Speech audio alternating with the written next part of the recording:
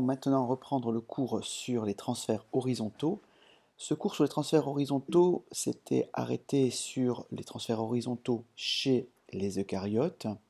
Nous avions vu donc chez les eucaryotes des exemples de transferts horizontaux et nous n'avions pas expliqué les mécanismes de ces transferts horizontaux. Je vous avais donné quelques exemples de transferts horizontaux qui étaient liés à l'endosymbiose, c'est-à-dire lorsqu'un organisme, en particulier une bactérie, entre dans une cellule hôte sous le biais d'une symbiose, sous le biais d'une vésicule et qu'une symbiose s'installe.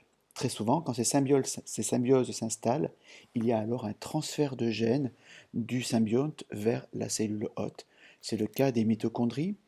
C'était le cas aussi d'Elysia clarkii, qui est un planaire qui ingère des algues et elle récupère par endocytose les chloroplastes et une partie du génome des chloroplastes se retrouve dans le génome nucléaire d'Elysia clarkii.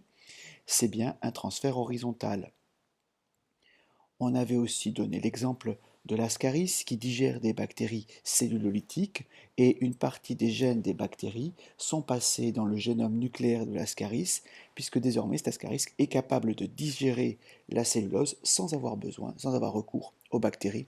On a donc affaire ici à un transfert horizontal de gènes. Il faut bien comprendre que dès qu'il y a une proximité entre deux organismes, une proximité cellulaire entre deux organismes, il y a alors possibilité d'un transfert de matériel, et parmi ce transfert de matériel, il y a possibilité d'un transfert de gènes. L'exemple qu'on avait vu en classe était l'exemple de la syncytine. La syncytine est une protéine virale qui était présente donc sur un virus qui est connu. Ce virus est le virus MPMV qui possède justement sur sa membrane une protéine qui lui permet de fusionner sa membrane avec la membrane de la cellule qu'il va infecter.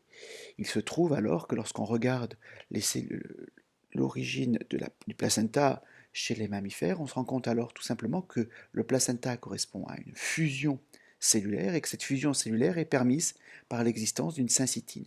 Quand on compare le gène de la syncytine chez le virus MPMV et le gène de la syncytine dans les cellules du placenta, on se rend compte qu'il y a un très fort degré de ressemblance, au-delà de 20%, et donc par conséquent, ils ont une origine commune, ce qui nous permet d'attester que c'est bien une infection virale qui a permis le transfert horizontal du gène de la syncytine vers les cellules des mammifères qui aujourd'hui s'en servent pour expliquer pour la mise en place du placenta. Enfin, on avait terminé en étudiant l'exemple de l'hybridation. L'hybridation, c'est lorsqu'il y a tout simplement une fusion entre deux cellules qui n'ont pas du tout le même karyotype, et cette hybridation aboutit tout simplement à une nouvelle espèce allopolyploïde qui possède un nombre de chromosomes qui correspond à la somme euh, des nombres des chromosomes des deux cellules qui ont fusionné. On avait donc montré qu'il existe différents transferts horizontaux chez les eucaryotes. On n'avait fait que les illustrer. Vous devez donc être capable de décrire un exemple pour illustrer un transfert horizontal chez un eucaryote. Soit vous êtes capable de le faire avec une endosymbiose, qui est probablement le cas le plus classique, soit avec un vecteur de type virus, qui est le cas de la syncytine, exemple que vous avez déjà vu en terminale et qui peut tout à fait être repris et qui est très très bien, soit alors carrément avec l'hybridation. Voyons voir maintenant le transfert horizontal chez les prokaryotes. Alors là, il s'agit d'un transfert horizontal qui est très fréquent. Alors autant chez les eucaryotes, le transfert horizontal est beaucoup plus rare, autant chez les prokaryotes, le transfert horizontal est beaucoup plus fréquent. Ce transfert horizontal, il s'agit donc bien d'un transfert de gènes, donc de matériel génétique, entre des bactéries de la même espèce, c'est pas impossible, mais aussi entre des bactéries d'espèces différentes.